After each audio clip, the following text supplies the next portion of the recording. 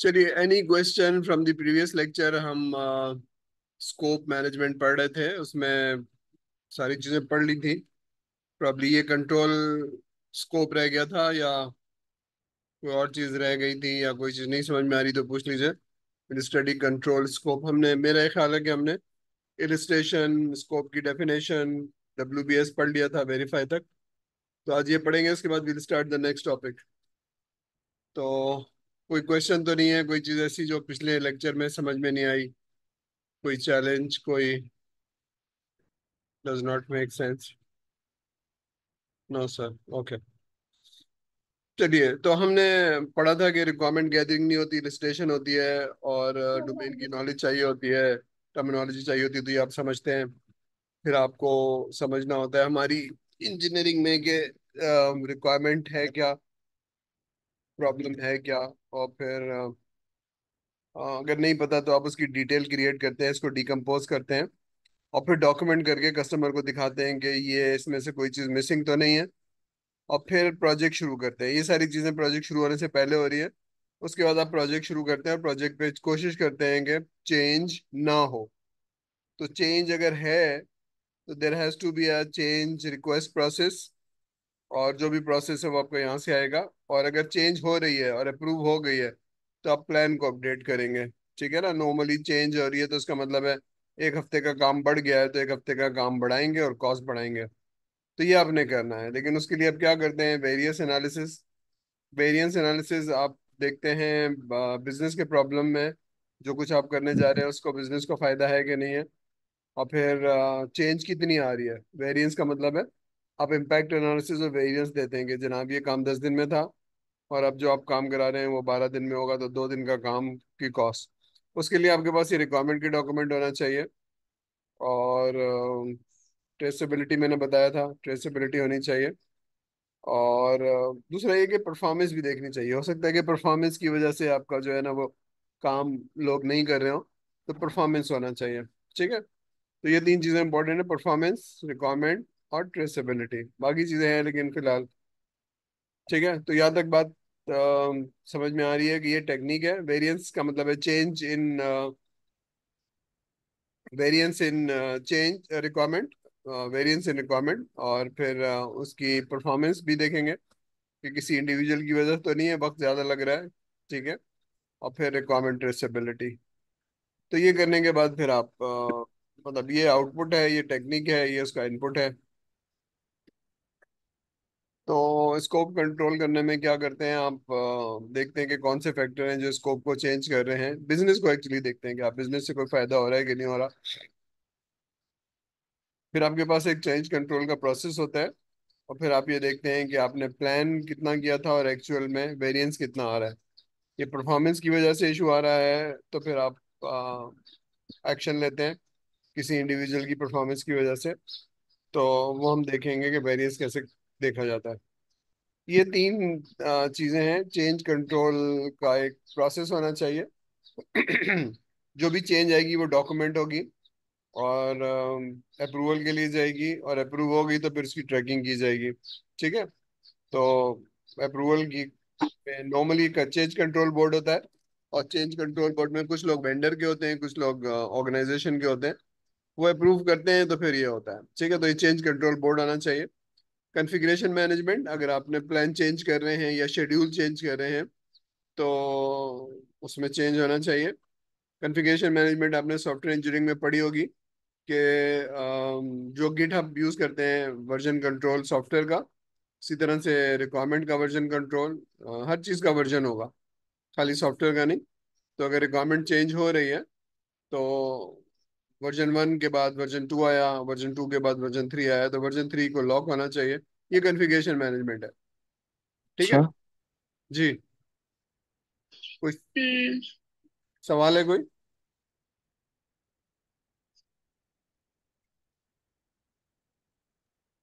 No sir. Okay. जी।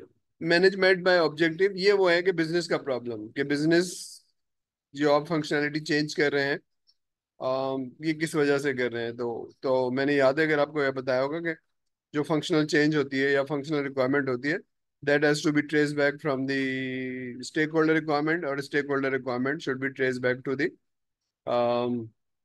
Business requirement. तो business requirement का हम सॉल्व होना जरूरी है, तो हम क्यों कर रहे हैं, कोई एम्बिगिटी ना हो, कोई चीजों को देख रहे हो कि भाई ये सारी चीजें जो हम कर रहे हैं हमारे बिजनेस के प्रॉब्लम को सॉल्व करेंगे।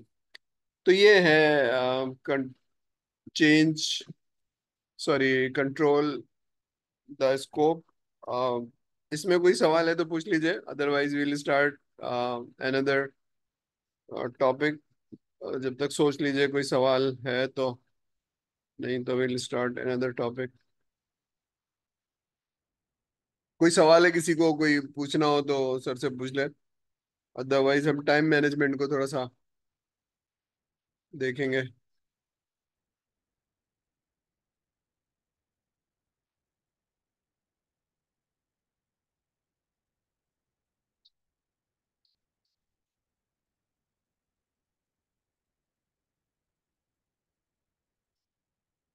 ठीक है जनाब। तो समरी है कि जनाब जो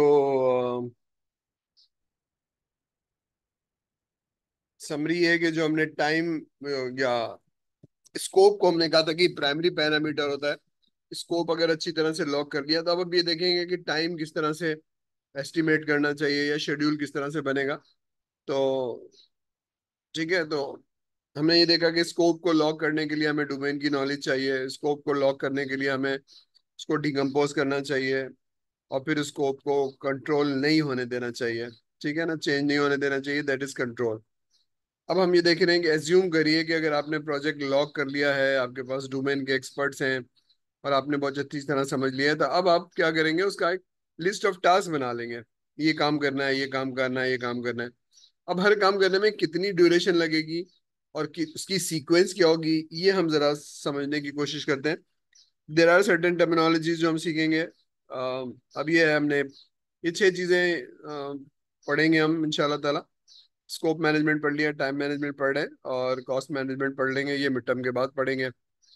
ठीक है, तो जरा ये देखिए, तो पहली चीज है, अगर आपको असाइनमेंट मिल गया है प्रोजेक्ट करने का, तो अगर बड़ा प्रोजेक्ट है तो आपको मालूम होना चाहिए कितना टाइम लगेगा। ठीक है, तो कितना टाइम कैसे लगेगा, आपको स्कोप लॉक होना चाहिए, स्कोप में क्या क्या चीजें करनी चाहिए, लिस्ट ऑफ टास्क आ जाएगा, फिर आप देखेंगे हर काम कितनी देर में हो रहा है। ठीक है, तो जो भी आपकी एक्टिविटीज करनी है आपने, अप्रोच का मतलब है, अप्रोच लिखी हुई है, ट्रेडिशनल हो सकती है, एजाइल हो सकती है। अगर आप वाटरफॉल कर रहे हैं तो आपकी एक्टिविटीज डिफरेंट होगी, पहले रिक्वायरमेंट लेंगे, डिजाइन लेंगे, डेवलपमेंट करेंगे। लेकिन अगर एजाइल है तो फिर आप थोड़ी सी रिक्वायरमेंट लेंगे, सॉफ्टवेयर बनाएंगे, स्प्रिंट चला के, और फिर थोड़ी सी रिक्वायरमेंट लेंगे, सॉफ्टवेयर बनाएंगे। तो ये आपकी activities will depend on the process. फिर शेड्यूल बनेगा, साइज ऑफ द टीम, छोटी टीम है तो शेड्यूल बड़ा हो जाएगा, अगर बहुत ज्यादा बड़ी टीम है तो फिर शेड्यूल कंप्रेस हो जाएगा। ठीक है, तो ये FIP से आपको थोड़ा सा पता चलेगा कि अगर आपका प्रोजेक्ट छोटा है तो आप जल्दी से कर लेंगे, लेकिन प्रोजेक्ट का स्कोप बहुत बड़ा है तो मेहनत करनी पड़ेगी चार लोगों को। अब ये दो टर्मिनोलॉजी है जिसको हम समझेंगे और यूज करेंगे कि ड्यूरेशन क्या चीज होती है और सीक्वेंस क्या चीज होती है। तो जो भी आपने लिस्ट ऑफ आइटम बनाए हैं उसकी ड्यूरेशन होगी, 2 हफ्ता करेगा या 2 दिन करेगा या 2 घंटे में करेगा। सीक्वेंस डिपेंड करेगी कि क्या काम आप कर रहे हैं। फॉर एग्जाम्पल, आप डेवलपमेंट नहीं कर सकते हैं अनलेस आपके पास रिक्वायरमेंट ना हो, तो ये डिपेंडेंट है। लेकिन एक मॉड्यूल और दूसरा मॉड्यूल अगर अलग अलग है और कोई डिपेंडेंसी नहीं है, तो एक मॉड्यूल और दूसरा मॉड्यूल का काम साथ साथ हो सकता है, तो दैट इज पैरेलल। ठीक है, हम जरा इस कॉन्सेप्ट को समझते हैं इस डायग्राम से।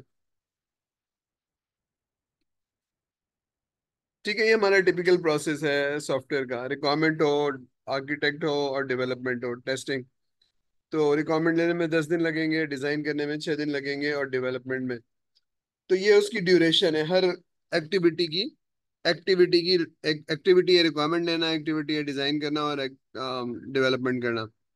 ठीक है, उसकी सीक्वेंस क्या है, ऐसा नहीं हो सकता कि डेवलपमेंट पहले हो जाए और रिक्वायरमेंट बाद में ली जाए, तो दैट्स अ नेचुरल सीक्वेंस।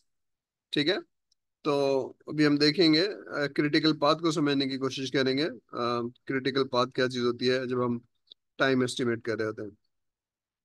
अब ये एग्जाम्पल है, फॉर एग्जाम्पल आपके पास 10 एक्टिविटीज है या 5 एक्टिविटीज है, और हर एक्टिविटी एक एक वीक में हो रही है। हाँ। जितना इनका है ना, तो आप पेन दिए, दे देना उनको, सही पता है ना उसमें, अपने अलग पैसे पड़ेगा।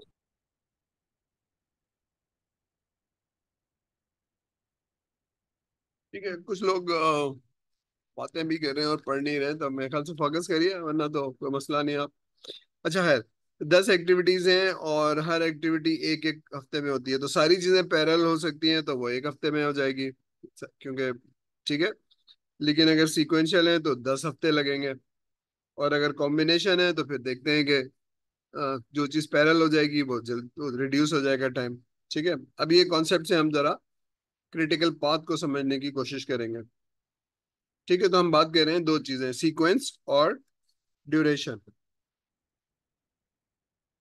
तो ये है, प्रोजेक्ट शेड्यूल बनाते वक्त आप देखेंगे कि लिस्ट ऑफ टास्क आपके पास आ जाएगी, और उसकी ड्यूरेशन लिखेंगे और किसने करना है। तो इससे आप अपनी प्रोजेक्ट की प्रोग्रेस देख सकते हैं। आपके पास एक शेड्यूल है 3 महीने का, तो आप देखेंगे इस डेट पे फलाने साहब ने ये काम करना है, तो you can have a progress report. ठीक है, जैसे अगर आपने अभी जो FIP का शेड्यूल बनाया है उसमें आपने 3 डिटेल नहीं दिया है, आपने लिखा है कि 2 महीने में रिक्वायरमेंट हो जाएगी, तो उसकी प्रोग्रेस को मॉनिटर करना मुश्किल है। लेकिन आपने लिखा होता कि जी 23 अप्रैल को हमने जाना है कस्टमर के पास और रिक्वायरमेंट लेनी है, या 23 अप्रैल को हमने कोडिंग करनी है, या 23 अप्रैल को हमने डेटाबेस बनानी है, तो अपनी टीम से पूछेंगे ना कि भाई ये काम हो गया या नहीं हो गया 24 तारीख को। तो that's how you monitor the progress. अगर नहीं हुई है तो फिर आप उसको एफर्ट लगा के खत्म करने की कोशिश करेंगे। तो एक छोटी सी एग्जांपल है, लेकिन अगर बड़ा प्रोजेक्ट है तो बहुत सारे लोग काम कर रहे होंगे, पैरेलल काम कर रहे होंगे, तो उनसे आप प्रोग्रेस पूछ सकते हैं, as project manager, as team lead. तो बात समझ में आ रही है, लिस्ट ऑफ टास्क हो गया, उसकी ड्यूरेशन हो गई, और किसी को असाइन किया होगा काम। ठीक है, अगर मैं बैंकिंग की एप्लीकेशन बना रहा हूँ तो मैंने ये नहीं असाइन किया होगा कि बैंकिंग की एप्लीकेशन, मैंने उसको कोई रिपोर्ट बनाने को दी होगी, मैंने कोई स्क्रीन बनाने को दी होगी, कोई मॉड्यूल बनाने को दिया होगा 2-3 लोगों को। तो उन लोगों से मैं पूछूंगा जो उनका नाम दिखा रहा होगा प्रोजेक्ट प्लान के अंदर, उनसे मैं पूछूंगा कि भाई इस तारीख तक ये आपने काम कर लेना चाहिए था लास्ट वीक में, तो आप बताइए क्या प्रोग्रेस है। ठीक है, तो रियल प्लान होगा तो मैं डेट के हिसाब से, शेड्यूल के हिसाब से मॉनिटर कर सकूंगा प्रोग्रेस को।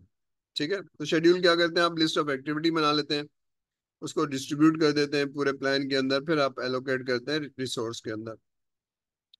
ठीक है, तो प्रोजेक्ट प्लानिंग दो तरह से होती है, एक तो वो ट्रेडिशनल होती है, या प्लान ड्रिवन वाटरफॉल जो मैं पढ़ा रहा हूँ आपको।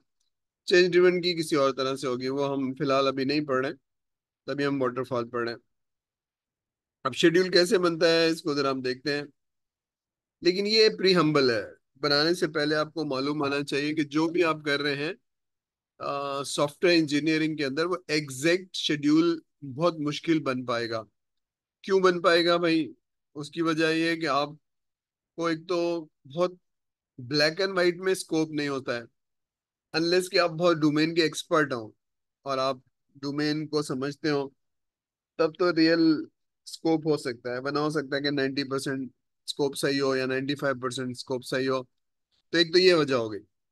दूसरी वजह हो गई, जिस टीम से आपके काम करवा रहे हैं उस टीम की कैपेबिलिटी आपको बहुत अच्छी तरह से नहीं पता, क्योंकि फिजिकल कैपेबिलिटी नहीं है, ये मेंटल कैपेबिलिटी है।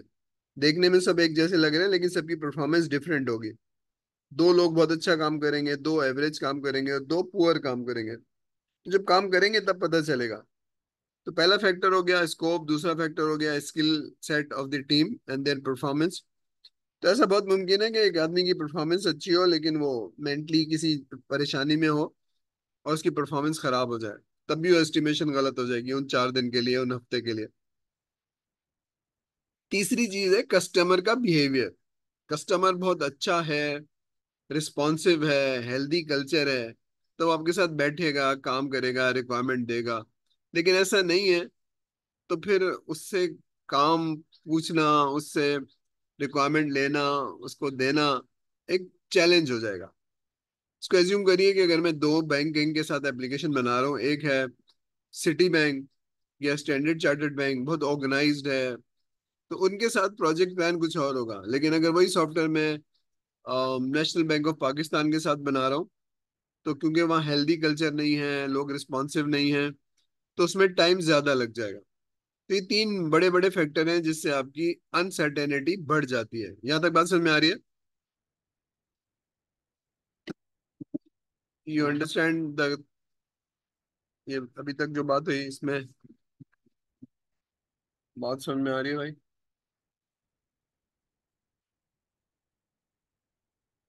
बस सर को जरा फीडबैक देते जाइएगा, अगर नहीं समझ में आ रही तो आई एक्सप्लेन। ठीक है। समझ आ रही है सर। ठीक है। Thank you.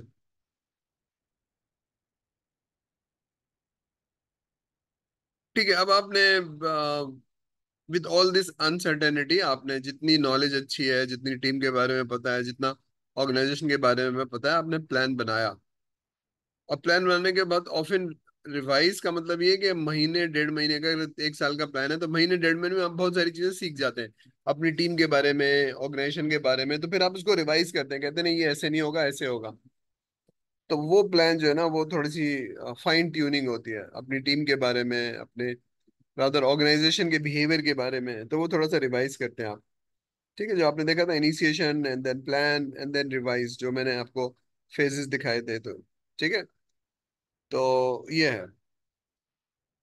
अब अगर आपने एक बहुत अच्छा रियल प्लान बना दिया है, फॉर एग्जांपल अपने FIP का डेट वाइज, और उसमें नाम डाले हुए हैं किसने क्या काम करना है, तो उसको मॉनिटर करना आसान हो जाएगा। ठीक है। अभी तो मॉनिटर करना मुश्किल है क्योंकि आपने ड्यूरेशन, डेट्स नहीं लिखी हुई है, नाम नहीं लिखे हुए हैं। तो मॉनिटर करना आसान हो जाएगा। अगर वो आज की तारीख में उसने काम नहीं किए हैं तो फिर आप उससे पूछेंगे, वो वजह बताएगा, फिर आप उसको सही करने की या करेक्टिव एक्शंस लेने की कोशिश करेंगे। तो रियल प्लान से प्रोजेक्ट की प्रोग्रेस को देखना आसान हो जाता है। ठीक है, शेड्यूल बनाएंगे, फिर उसमें अपनी टीम के लोगों को एलोकेट करेंगे। ठीक है। और अगर कहीं टाइम डिले आ रहा है तो फिर आप उसको सही करने की कोशिश करेंगे। ठीक है। फॉर एग्जाम्पल 3 दिन दिए थे एक आदमी को ये रिपोर्ट बनाने, और चौथा दिन है उससे रिपोर्ट नहीं बन रही है। तो नहीं बन रही है तो किसी और को देंगे या फिर उससे पूछेंगे कोई जेन्युइन इशू है। ठीक है, तो ये करेक्टिव एक्शंस कहलाते हैं। अब ये एक्चुअली एक्सप्लेनेशन है कि ग्राफिकल रिप्रेजेंटेशन होती है, जो आपने MS प्रोजेक्ट के अंदर देखा होगा। अभी मैं आखिर में दिखा दूंगा कि टास्क कौन से होंगे, उनके माइलस्टोन क्या होंगे, उसकी डिपेंडेंसी क्या होगी, उस पे कौन से लोग चाहिए होंगे, टास्क की ड्यूरेशन क्या है, डेडलाइन क्या है, ये सारी चीजें। ठीक है। तो फिर आप ये लिखते हैं कि उस ये वाला काम है, 2 दिन है और कौन करेगा। तो उसकी ड्यूरेशन लिखते हैं, कौन करेगा ये लिखते हैं। तो हम जरा इसको देखते हैं आगे चल के। अभी थोड़ा सा रिवीजन है कि प्लान एक आदमी ड्राइंग रूम में बैठ के या AC वाले रूम में बैठ के नहीं करेगा। जितना बड़ा प्रोजेक्ट होगा उतना वो लोगों से पूछेगा। फॉर एग्जाम्पल रिक्वायरमेंट कितने दिन में होगी, ये उसके टीम लीड से पूछेगा।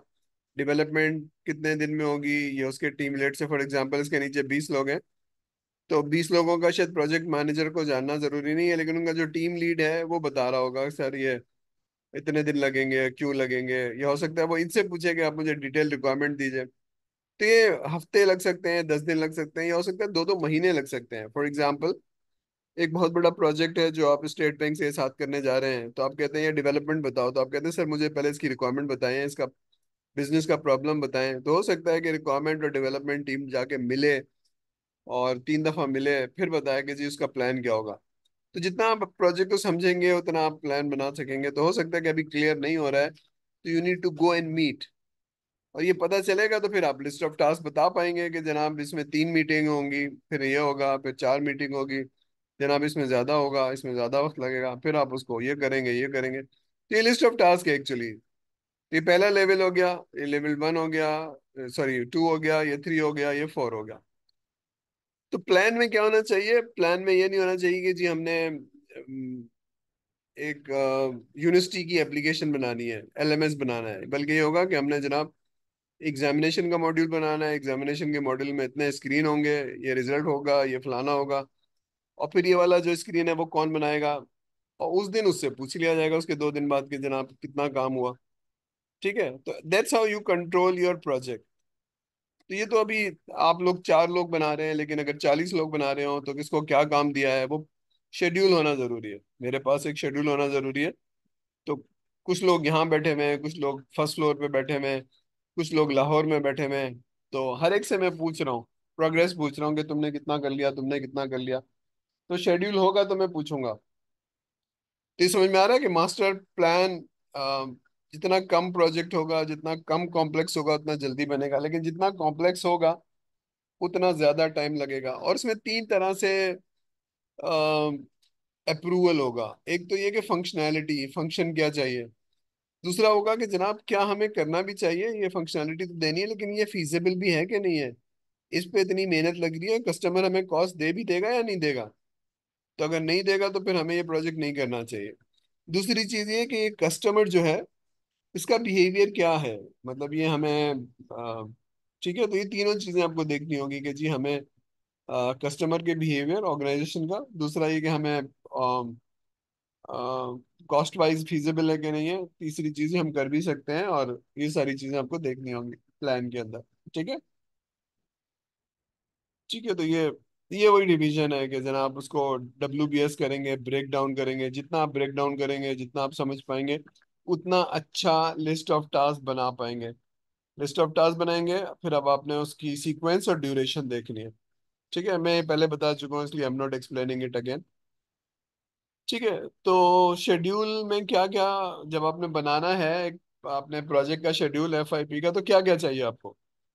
तो पहले तो आपके पास एक एजेंडा होना चाहिए जनाब, या प्रोजेक्ट चार्टर होना चाहिए। जैसे आपके प्रोजेक्ट चार्टर है कि 2 सेमेस्टर में खत्म करना है, तो आपको मालूम है 7th सेमेस्टर कब शुरू होगा और 8वां सेमेस्टर कब खत्म होगा। तो ये आपकी मैक्सिमम लाइन है। फिर इसमें कोई एजम्पशन तो नहीं है बड़े वाले प्रोजेक्ट में। तो फॉर एग्जांपल, मैं एक नए डोमेन में एप्लीकेशन बनाने जा रहा हूँ। तो क्या हमारे पास वो नॉलेज है, नहीं है, तो हम कैसे हासिल करेंगे। तो ये सब लिखना आना चाहिए आपके शेड्यूल, वो उसमें पता होना चाहिए। कोई रिस्ट्रिक्शन तो नहीं है, कोई कंस्ट्रेंट तो नहीं है। स्टेक होल्डर की एक्सपेक्टेशन हमसे क्या है। तो स्टेक होल्डर की एक्सपेक्टेशन ये है कि जी जो सिस्टम होगा हमारा ये वाला प्रॉब्लम सॉल्व करेगा। और उसकी एक्सपेक्टेशन ये है कि हमें नॉलेज नहीं देनी है वेंडर को। वेंडर को सब पता है। अगर ये बात सही है तो ठीक है, नहीं है तो आप बताएंगे नहीं सर, ऐसा नहीं है, आप हमें 2 लोग देंगे जो हमारे साथ बैठेंगे, रिक्वायरमेंट देंगे। तो ये before you start the project ये आपको पता होना चाहिए।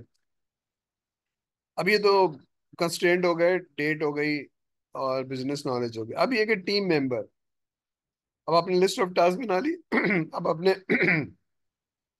टीम मेंबर एलोकेट करना है। तो पहले तो आपको मालूम होना चाहिए कि टीम मेंबर कौन अवेलेबल है और कब अवेलेबल नहीं है। फॉर एग्जाम्पल, उसमें जो टीम लीड है वो छुट्टियों पे जाने वाला है, उसकी एनुअल वेकेशन आने वाली है। तो वो काम तो एक महीने में होगा, लेकिन इस महीने शुरू नहीं हो सकता है, वो तो जब छुट्टियों से वापस आएगा। तो ये आपको पता होना चाहिए उस आदमी की अवेलेबिलिटी। एक प्रोग्रामर तो इतना मसला नहीं है, प्रोग्रामर तो आप चेंज कर सकते हैं, लेकिन जो मिडिल टीयर है, जो एक 4 आदमी उसमें काम करने वाला है, या वो दुबई गया हुआ है। ठीक है। फिर आपकी नॉर्मल वर्किंग आवर्स क्या है, 5 दिन काम करते हैं या 6 दिन काम करते हैं।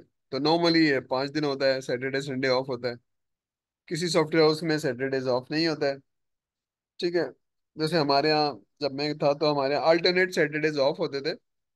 तो जो ऑन होते थे उसमें हम काम नहीं करते थे, हम अपना चीज़ों को सफाई करना, ट्रेनिंग्स करना, एक दूसरे को सिखाना, और गेट टुगेदर्स होती थी। मतलब वो मीटिंग होती थी, लेकिन ज़्यादातर वो सोशलाइजिंग के लिए इस्तेमाल होती थी।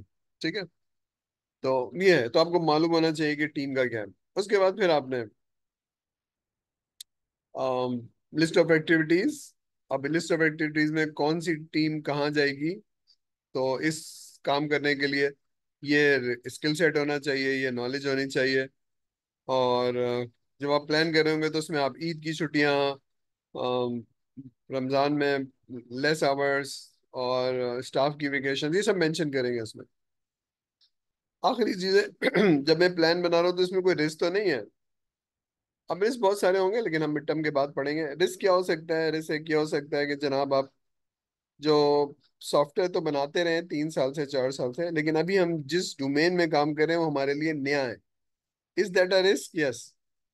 कि हमें अगर डोमेन सही तरह से समझ में आए तो एक्स्ट्रा टाइम लगेगा इसको समझने में, या हमारे पास एक आदमी नहीं है, हमें एक आदमी हायर कर लेना चाहिए। फिर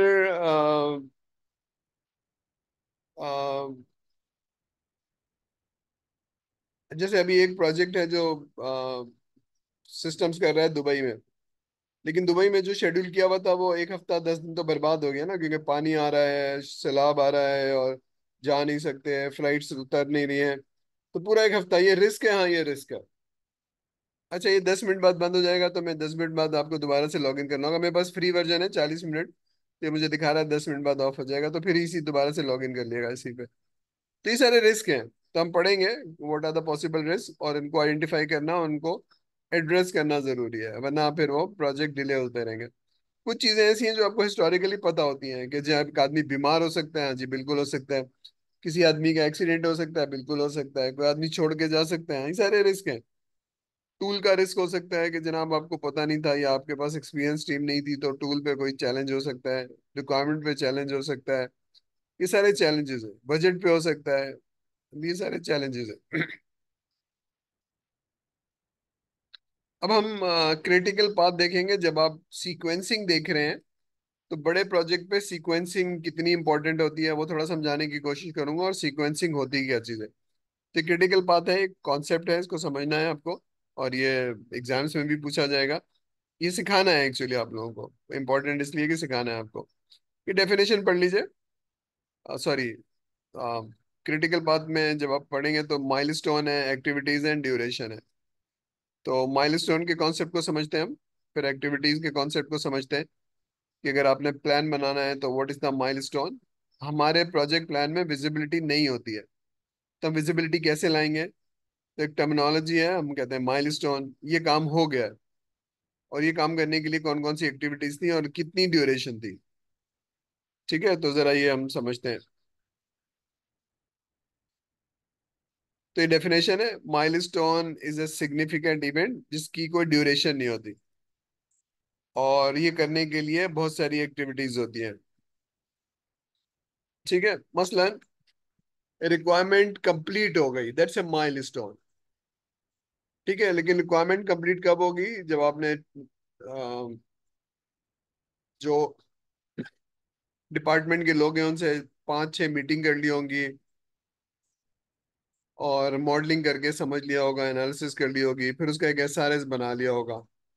तो ये एक्टिविटीज करेंगे तो रिक्वायरमेंट कंप्लीट हो जाएगी। ठीक है, तो आप ये देखेंगे एक्टिविटी हो गई, नंबर 2 हो गई, नंबर 3 हो गई। ठीक है, तो अगर ये हो गई है और कोई कह रहा है कि जी ये अचीव हो गई है, तो दैट माइलस्टोन इज अचीव्ड। अब ये उसकी ग्राफिकल रिप्रेजेंटेशन है। अब आप कहते हैं ना जनाब, वाटरफॉल में रिक्वायरमेंट, डिजाइन, डेवलपमेंट, तो उसकी विजिबिलिटी नहीं आती है ना। सिविल इंजीनियरिंग में तो मैं कहता हूँ जी 50 मंजिला बिल्डिंग का 50% हो गया, तो मैं जाके देख लेता हूँ।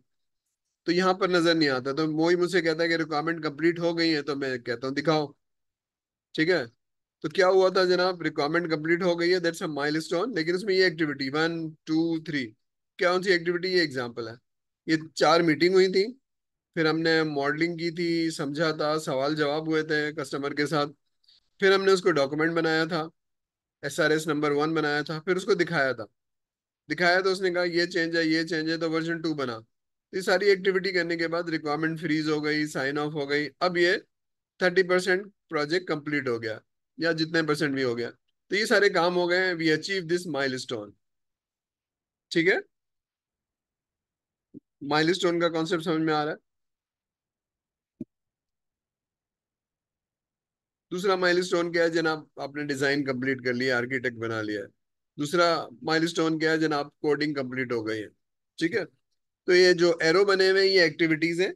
आर्किटेक्ट बनाने के लिए आपने हाई लेवल टीयर डिजाइन की होगी, फिर आपने आर्किटेक्ट डिजाइन किया होगा, फिर आपने डेटाबेस डिजाइन की होगी, फिर उसकी इंटीग्रेशन की होगी।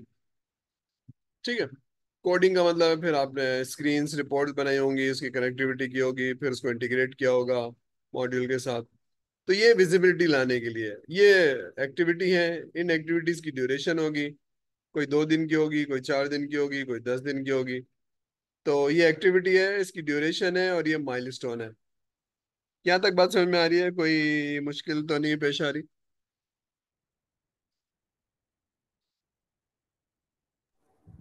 नो सर, सही है। सब सही है, ठीक है, चलिए। कोई सवाल हो तो रेज योर हैंड एंड, ठीक है, वरना फिर हम फ्राइडे वाले दिन।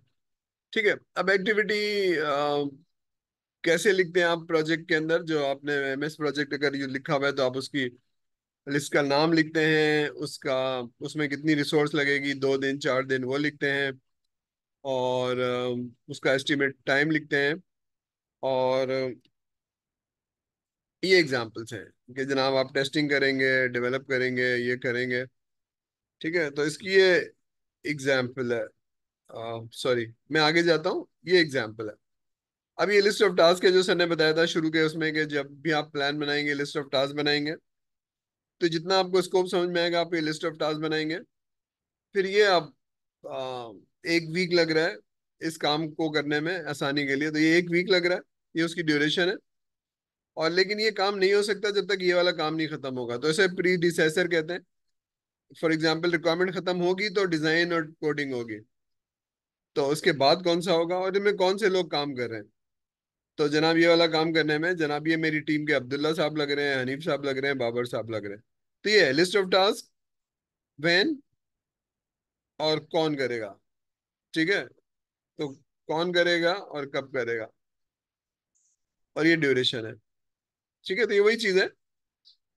और इसको मैं दोबारा से दिखा देता हूँ कि ये आपने लिखना है कि जनाब एक्टिविटी का नाम लिखना है, एक्टिविटी का नंबर लिखना है। ठीक है, उसका ब्रीफ डिस्क्रिप्शन लिखना है ताकि समझ में आ जाए। प्रीडिसेसर कौन सा है, जिससे पहले काम खत्म हो जाना चाहिए, ये जो काम खत्म होने के बाद शुरू आप कर सकेंगे। उसमें कौन सी रिसोर्स चाहिए, इसमें बीए चाहिए, इसमें डेवलपर चाहिए। डेवलपर चाहिए तो स्टैक का चाहिए या बैक एंड का चाहिए। ठीक है, कोई कंस्ट्रेंट तो नहीं है, कोई assumption तो नहीं है, ये सारी चीजें। ठीक है, यहाँ तक बात समझ में आ रही है। ठीक है, इसको जरा मैं छोड़ रहा हूँ, मैं यहाँ से शुरू करता हूँ कि अब ये है, आपने प्लान बनाया होगा। और तो ये माइलस्टोन है कि जनाब आपने बहुत सारी एक्टिविटी की, रिक्वायरमेंट खत्म हुई, फिर आपने आर्किटेक्ट बनाना किया तो ये एक्टिविटी की, ये एक्टिविटी की तो ये खत्म हुआ। तो जिसकी टाइम जीरो है वो ड्यूरेशन, वो है माइलस्टोन। और जिसकी एक्टिविटी की 2 वीक है, 3 वीक है, वो एक्टिविटी है। ठीक है, ये बस याद कराने के लिए।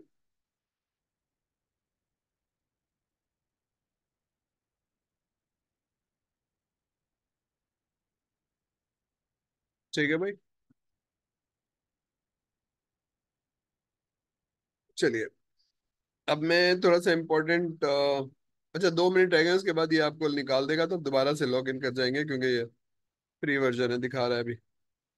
तो हम देख रहे हैं कि क्रिटिकल पाथ क्या चीज होती है। तो क्रिटिकल पाथ मैं भी समझाता हूँ, इससे आगे चलते हैं, यहाँ से देखते हैं क्रिटिकल पाथ क्या होता है। ये डेफिनेशन है, जरा पढ़ लीजिए, इसको मैं समझाता हूँ क्या चीज है। ये कह रहा है जो क्रिटिकल पाथ है ना, वो लॉन्गेस्ट ड्यूरेशन होती है, लेकिन वो सबसे कम टाइम होता है इसमें प्रोजेक्ट खत्म हो जाए। इसका क्या मतलब है, मैं समझाता हूँ कि longest duration is the actual time. तो इससे कम नहीं हो सकता है टाइम। ठीक है, अगर क्रिटिकल पार्ट डिले हुआ ना तो पूरा प्रोजेक्ट डिले हो जाएगा। तो उसको जरा समझते हैं, फिर डेफिनेशन को दोबारा से पढ़ लेंगे। अब ये देखिए, एक प्रोजेक्ट है जिसको फॉर एग्जांपल आपने एफआईपी करना है, या कोई भी प्रोजेक्ट करना है जिसमें ये सारे काम करने हैं, ए से लेकर एच तक सारे काम करने हैं, ये भी करना है, ये भी करना है, ये भी करना है। फॉर एग्जांपल 2 मॉड्यूल बनाने हैं, तो रिक्वायरमेंट, डिजाइन, डेवलपमेंट है। लेकिन ये वाली चीज में 2 चीजें हैं जिसमें ये भी करना है, ये भी करना है। जब ये सारी चीजें खत्म होंगी तो प्रोजेक्ट फिनिश होगा। समझ में आ रहा है, सारे काम करने हैं तो प्रोजेक्ट फिनिश होगा। ठीक है, जो वेबसाइट हो सकती है, कोई छोटा काम हो सकता है, कोई भी है, तो ये स्टार्ट ऑफ द प्रोजेक्ट है, ये खत्म है। अब एज्यूम करिए कि इसमें ये सारे वीक्स हैं, ये 9 वीक लग रहा है या दिन लग रहे हैं, समझिए 9 दिन लग रहे हैं, 8 दिन लग रहे हैं, 10 दिन लग रहे हैं। अब ये पाथ जब आप देखेंगे तो ABCD, ABCG, ABACG, जो डार्क हुआ है रेड कलर में, दूसरा है BDG। ठीक है, इस तरह 4 पॉसिबल पाथ है। तो ये सारे काम जो है ना, ये 19 दिन में हो जाएगा, ये अलग टीम कर रही है, 24 दिन में हो जाएगा, ये अलग टीम कर रही है, 20 दिन में हो जाएगा, अलग टीम कर रही है। लेकिन ये वाली जो काम कर रहा है ना, ये 27 दिन में होगा। तो अगर इसका 20 दिन का काम अगर खत्म नहीं हुआ तो इसके पास साबित 7 डेज की लेवरेज है, इसके पास 3 दिन की लेवरेज है, इसके पास 8 दिन की लेवरेज है। ठीक है ना, फ्लेक्सिबिलिटी है। लेकिन अगर ये वाला काम जो 27 दिन लिखा हुआ है, ये काम अगर